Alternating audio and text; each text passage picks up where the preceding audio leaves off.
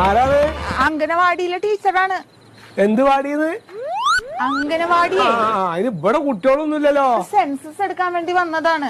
ഇവിടെ വെച്ചിണ്ടോ? ഞാൻ ഇവിടെ ഇരുന്നോട്ടെ.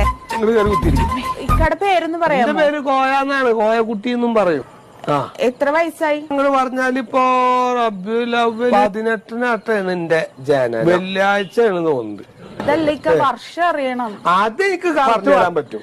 നമ്മുടെ ഊത്രാളിക്കാവ് പൂരം, പൂരത്തിന്റെ അന്ന് തീവണ്ടി വന്ന് തട്ടിട്ട് 10-13 ആൾക്കാർ അങ്ങോട്ട് മയ്യത്തായത് ഓർമ്മ ഉണ്ടോ എനിക്ക്? എന്നാ ഈ കുടുങ്ങി. എന്നാ വീട്ടും പേരൊന്ന് പറയാമോ? ആ വീട്ടുകാരൊക്കെ പറഞ്ഞ കക്കരിയാരക്കര വീട്ടിൽ പടിഞ്ഞാറത്തറ.